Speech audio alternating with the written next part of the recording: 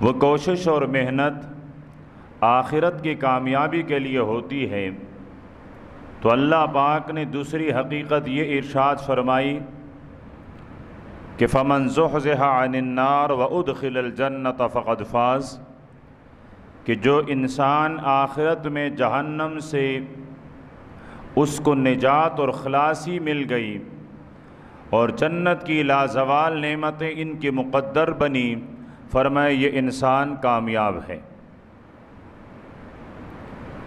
تیسری حقیقت ارشاد فرمائی کہ دنیا کی زندگی یہ تو اصل میں غرور اور دھوکہ ہے، فریب ہے۔ اس کی مثال اس چمکتے ہوئے ریتیلی پتھر جیسی ہے جو دور سے تو پانی اور حوض نظر آئے، لیکن جب پیاسا اس کے قریب پہنچے تو وہ ریت اور ریتیلی پتھر ثابت ہو جائیں۔ تو فرمائے کہ یہی مثال دنیا کی زندگی کی ہے کہ دور سے تو بڑی خوشنما اور بڑی پائیدار نظر آتی ہے، لیکن حقیقت کے آنکھوں سے دیکھی جائے تو یہ بڑی فریب والی زندگی ہے، بڑی دھوکے والی زندگی ہے۔ اب اس دھوکے سے نکلنے کے لیے اللہ پاک نے انسانیت کے ہدایت کے لیے انبیاء علیہم السلام مبعوث فرمائے ہیں، اور ان کی تعلیمات نے دنیا کو یہ واضح کرایا ہے، دنیا کو یہ اعتماد دلایا ہے کہ یہ دنیا کی زندگی عارضی اور فانی ہے، اور اس کے مقابلے میں آخرت کی زندگی وہ ہمیشہ رہنے والی زندگی ہے۔ اماں جان سید عائشہ رضی اللہ تعالی عنہ فرماتی ہیں، میں نے آپ صلی اللہ علیہ وسلم کی خلوت میں کی جانے والی دعائیں اکثر سنی ہیں۔ تہجد کی نماز میں آقا انعامدار صلی اللہ علیہ وسلم جو دعائیں مانگا کرتے تھے تو حضرت عائشہ رضی اللہ تعالی عنہ بہت قریب ہی لیٹی ہوئی ہوتی تھی، اس لیے کہ حجرہ مبارک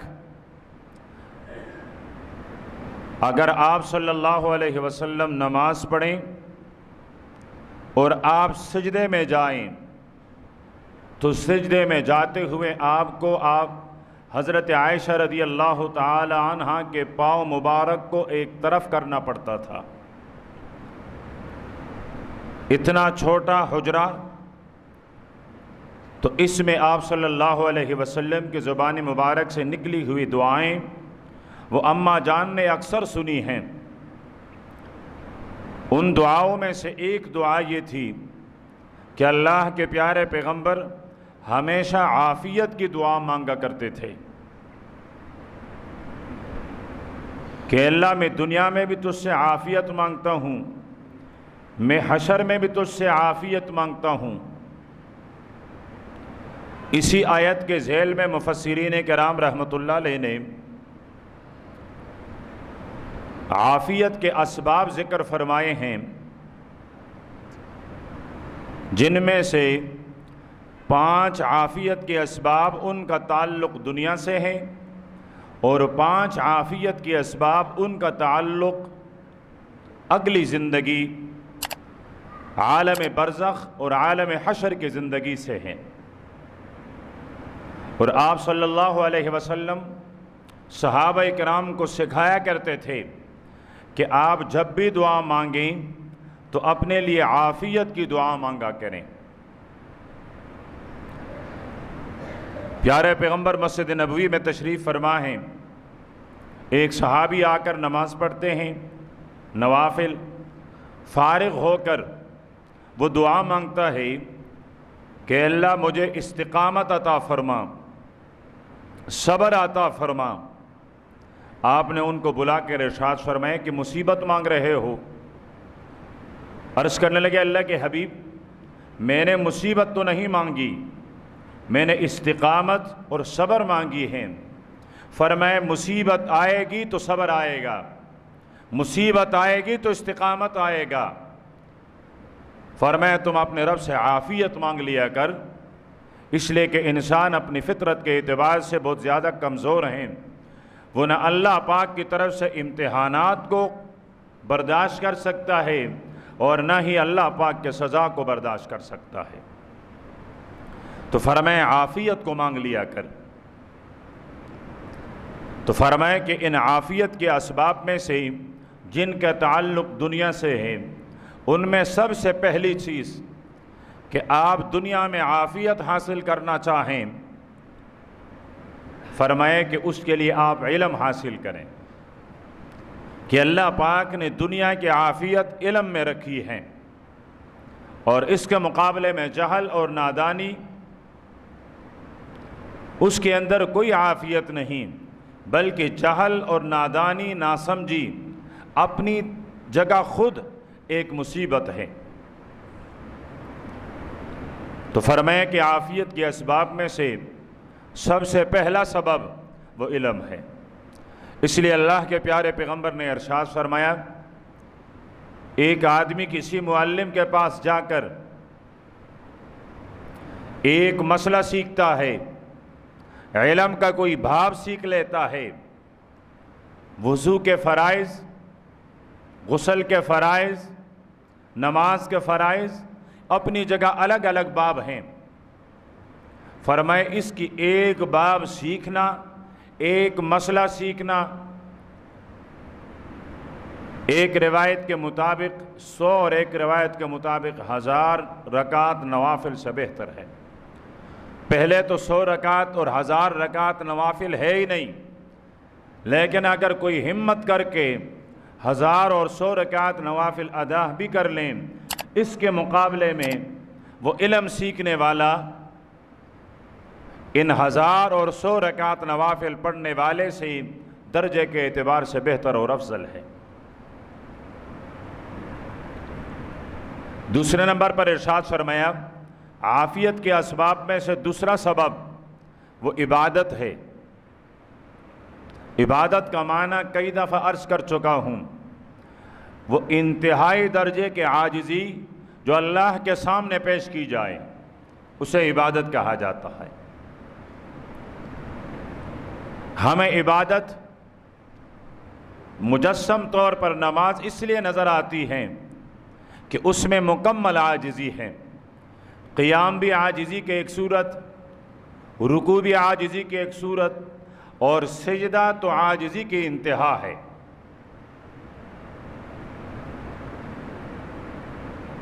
تو فرمائے کہ دنیا کے اندر عافیت وہ عبادت کے اندر ہے۔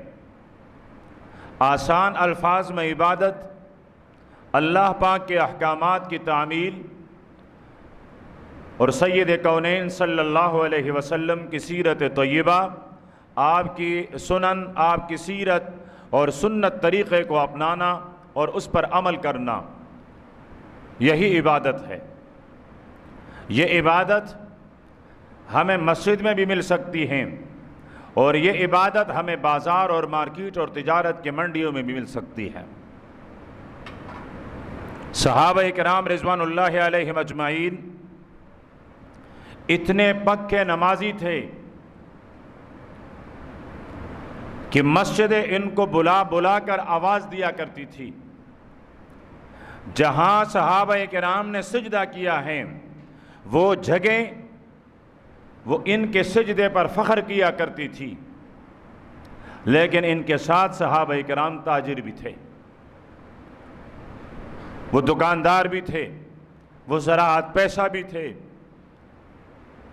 وہ بڑے بڑے کاروبار کے مالک بھی تھے، لیکن کیا مجال جو تجارت، دنیا اور دنیا کی محبت نے ان کے دلوں کا رخ کیا ہو، دنیا کی محبت نے ان کے دلوں پر اپنا اثر نہیں ڈالا تھا، بلکہ ان کے دلوں پر ایمان اور اللہ پاک کا خوف اس کا اثر اور اس کا بصیرہ رہا کرتا تھا۔ تو فرمایا کہ عافیت کے لیے دوسری سب سے بڑی سبب وہ عبادت ہے، کہ انسان دنیا میں رہتا ہوا عبادت میں مصروف اور مشغول رہتا ہے، تو اس کی زندگی عافیت والی زندگی ہے، یہ دنیا میں رہ رہا ہے تو عافیت کی زندگی گزار رہا ہے۔ اب معاشرے میں عام عبادات تو درکنار، نماز جیسی عبادت اس کو بھی اہمیت نہیں دی جا رہی ہے۔ کتنے سارے مسلمان جو سال بھر میں صرف 2 نمازیں پڑھتے ہیں، عیدوں کی نماز۔ کتنے سارے مسلمان جو ہفتے میں 1 نماز پڑھتے ہیں۔ کتنے سارے مسلمان جن کو دن بھر میں 1 آدھی نماز مل جاتی ہے۔ قرآن پاک کی تلاوت،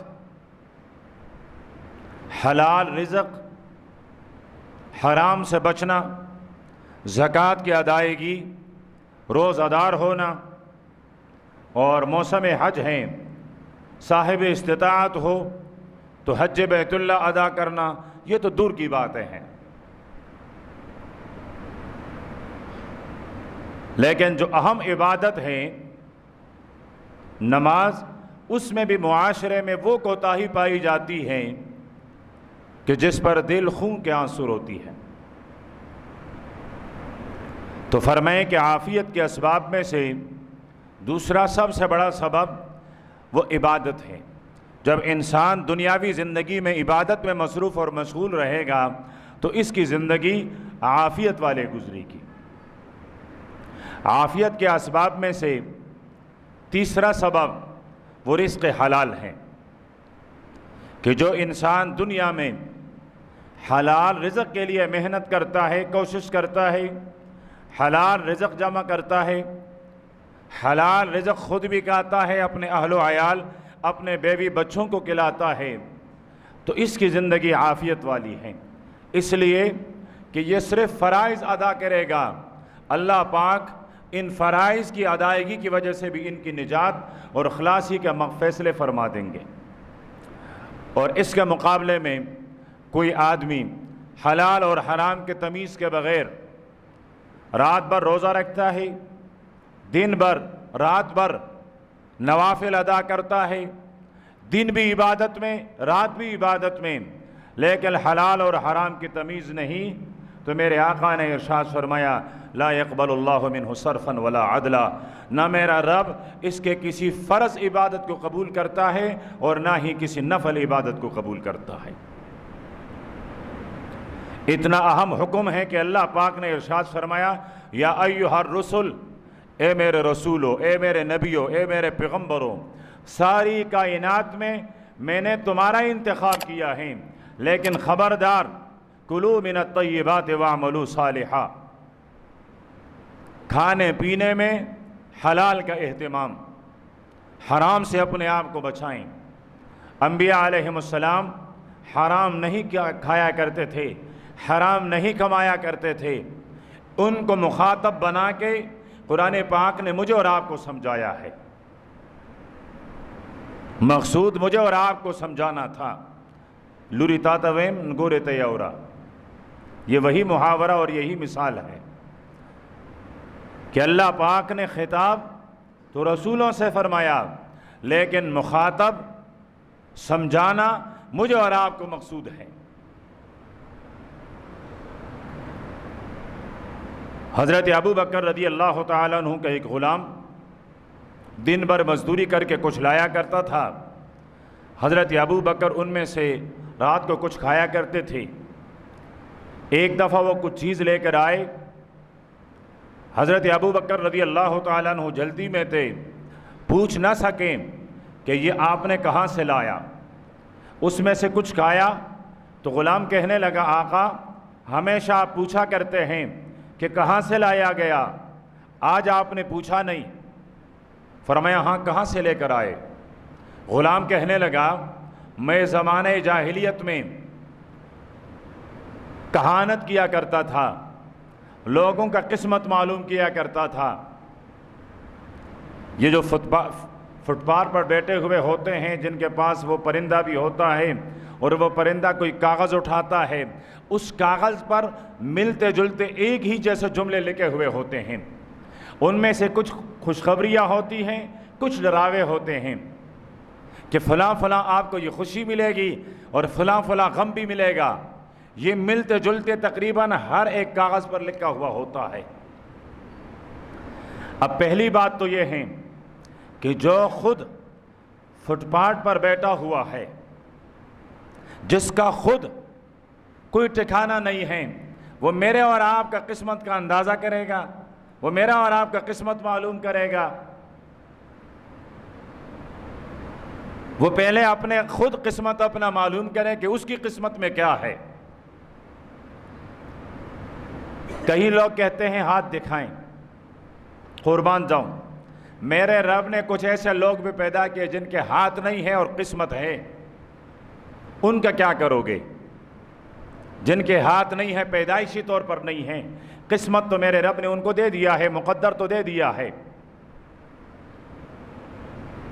اسی طریقے سے جن کے ہاتھ کٹ گئے، اگر ان کا مقدر ان کے ہاتھ میں تھا، ہاتھ کٹنے سے مقدر بھی کٹ گیا، لیکن وہ اپنے قسمت کے ساتھ پھر بھی جی رہا ہے۔ تو وہ غلام کہتا ہے میں نجومی تھا، کہانت کیا کرتا تھا، تو زمانہ جاہلیت میں نے کسی کے لیے کہانت کر لیا تھا اور وہ آدمی مجھے آج ملا، تو میں نے آج اس سے اپنی جو مزدوری تھی وہ مزدوری میں نے اس سے لی اور وہ آپ کے سامنے پیش کی۔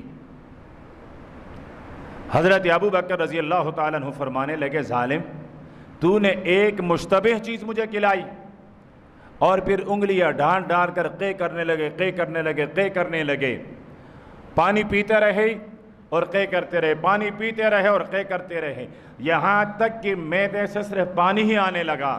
تو فرمایا چلو اب اللہ کا شکر ہے کہ حرام کا کوئی ذرہ میرے معدے میں باقی نہیں ہے۔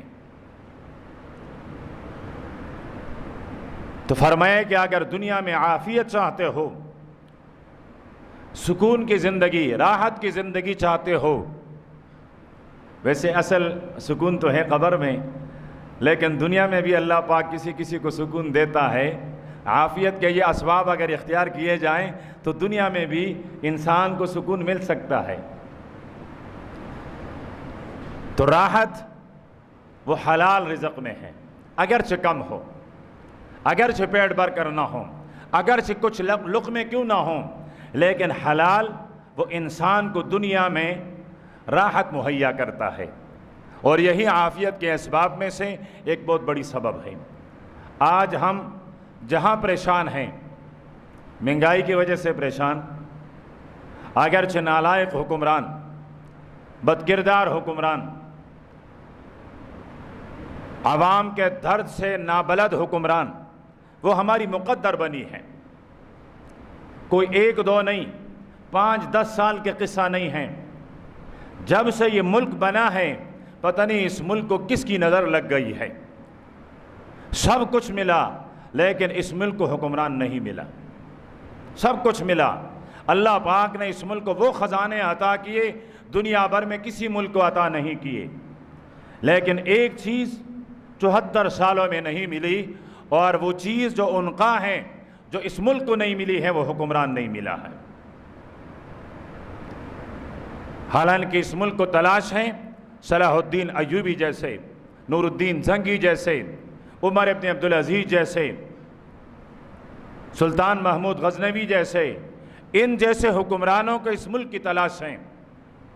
تو پریشانی کے کچھ وجہ تو یہ بھی ہیں، لیکن زیادہ تر پریشانی کے اسباب میرے اور آپ کے اعمال کی نحوست ہے۔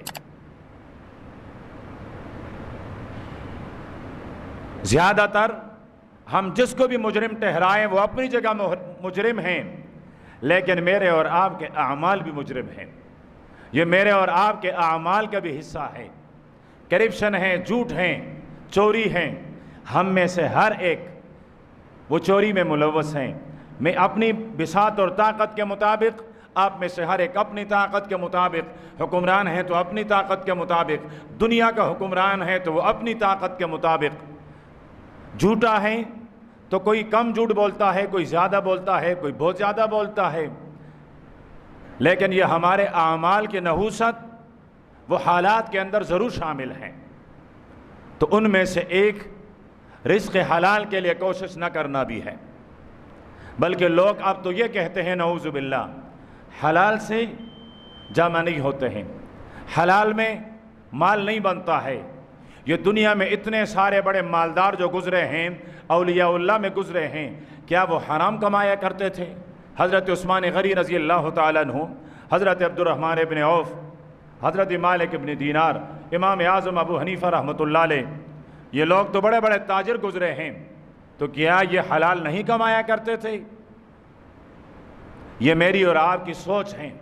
اگر میری اور آپ کی سوچ کی بنیاد یہ بنے حلال ہی تجارت اور حلال ہی سے کما کر حلال ہی سے اللہ پاک مجھے کثرت دے گا تو دے دے گا، لیکن جب میرا اور آپ کا نظریہ ہی بن چکا ہے کہ حرام وہی بڑھے گا، حرام ہی زیادہ ہوگا، اگر میں حرام سے بچ کر حلال کی طرف جاؤں گا خود بھی بھوکا مر جاؤں گا، میرے بچے بھی بھوکے مر جائیں گے، تو پھر اللہ پاک مجھے اور آپ کو حلال کی توفیق بھی نہیں دے گا، پھر اللہ پاک مجھے اور آپ سے حلال کی توفیق بھی لے گا۔ تو عافیت کے اسباب میں سے ایک سبب وہ حلال رزق کمانا ہے۔ چوتھا سبب کہ دنیا میں اللہ پاک جن چیزوں کے اندر عافیت عطا فرماتے ہیں ان میں سے ایک مصیبت پر صبر کرنا ہے۔ جس طرح میں نے عرض کی، اللہ کے حبیب نے فرمایا مصیبت نہ مانگے، لیکن جب مصیبت آ گئی فرمایا اب اس پر استقامت اور صبر اختیار کرنا، اب فرار اور بھاگنا نہیں۔ پہلے یہ دعا کرنا کہ اللہ مجھے نہ آزمائیں، آزمائشیں نہ آئیں، لیکن اگر اللہ پاک کی طرف سے آزمائش آ ہی گئی تو پھر صبر کی دعا مانگی جائے۔ اولو العزم وہ لوگ دنیا میں جنہوں نے بڑے بڑے کام کیے، انہوں نے ہمیشہ صبر کا دامن ہاتھ سے چھوٹنے نہیں پایا، وہ ہمیشہ صبر کے دامن کو تھامے رہے، صبر کرتے رہے۔ تو فرمایا کہ شدائد، مصائب، پریشانیاں، ان پر صبر جن کو مل گیا، یہ بھی عافیت کی ایک صورت اور عافیت کی ایک قسم ہے۔ پانچویں نمبر پر ارشاد فرمایا الشکر علی النعمہ، اللہ پاک کی طرف سے جتنے نعمتیں عطا کی گئی ہیں ان تمام نعمتوں پر اللہ پاک کا شکر ادا کرنا۔ ہر نعمت کو دیکھا جائے، ایک ایک نعمت دنیا اور دنیا میں جو کچھ ہیں اس سے زیادہ قیمتی ہے۔ ایک انسان سے کہا جائے آپ کو دنیا بھر کی بادشاہت دی جائے گی، صرف آپ کی دو آنکھیں آپ سے نکالی جائے گی، کیا کوئی بے وقوف سے بے وقوف انسان اس پر راضی ہو سکے گا؟ کسی انسان سے یہ کہا جائے آپ کو زندگی بھر کے لیے دنیا کی حکومت دے دی جاتی ہے، بدلے میں صرف آپ کی زبان کاٹ دی جائے گی، تو کیا بے عقل سے بے عقل انسان بھی اس سودے پہ راضی ہو سکتا ہے؟ اس سے اندازہ ہوتا ہے آنکھوں کی نعمت کتنی بڑی نعمت ہے، زبان کی گویائی کی نعمت کتنی بڑی نعمت ہے، کانوں کے سنوائی کی نعمت کتنی بڑی نعمت ہے، ہاتھ اور پاؤں کتنی بڑی نعمت ہیں۔ ان نعمت کا قدر ان سے پوچھے جن کے پاس نہیں ہے۔ نابینا سے پوچھا جائے، گھونگے سے پوچھا جائے، بہرے سے پوچھا جائے، اپاہج اور شل سے پوچھا جائے، عقل کتنی بڑی دولت ہے۔ بے عقل جن کے پاس عقل نہیں ہوتا، دیوانہ ہیں، پاگل ہیں، اس کو دیکھ کر اندازہ کیا جائے۔ غرض اولاد کی نعمت، والدین کی نعمت، گھر بار کی نعمت، مال کی نعمت، غرض اللہ پاک نے ہمیں کتنی نعمتیں عطا کی ہیں۔ اس لیے تو اللہ پاک فرماتے ہیں وَإِن تَعُدُّوا نِعْمَةَ اللَّهِ لَا تُحْصُوهَا، میرے بندے اگر شمار کرنے پر آ جاؤ تیری زندگی ختم ہو جائے گی، لیکن میرے احسانات، میرے انعامات کا شمار نہیں کر سکو گی۔ انعامات اور احسانات کو شمار کرنا تو دور کی بات، اگر ہم اللہ پاک کی نعمتوں کے انواع کو شمار کرنا چاہیں تو اللہ پاک کے انعامات کے انواع کو بھی شمار نہیں کر سکتے ہیں۔ بے شمار قسم کے انواع یہ اللہ پاک نے نعمتوں کے طور پر ہمیں عطا کیے ہیں۔ تو فرمایا عافیت کے اسباب میں سے جو چیزیں دنیا میں عافیت کی سبب ہیں ان میں سے پانچواں سبب اللہ پاک کے دی ہوئے انعامات پر شکر کرنا ہے۔ آپ جس حال میں بھی ہیں اس حال پر شکر ادا کریں۔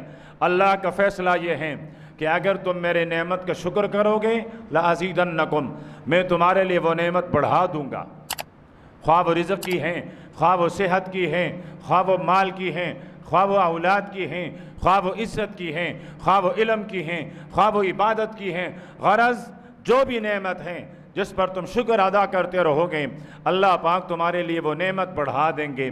تو عافیت کے اسباب میں سے یہ 5 اسباب ان کا تعلق دنیا کی زندگی سے ہیں، اور 5 اسباب ایسے ہیں جن کا تعلق آخرت کی زندگی سے، قبر کی زندگی سے، حشر کی زندگی سے ہیں۔ زندگی رہی تو آئندہ جمعے میں عرض کر دی جائے گی۔ اللہ پاک مجھے اور آپ کو، ہر مسلمان کو عمل کرنے کی توفیق عطا فرمائیں۔ وآخر دعوانا الحمدللہ رب العالمین۔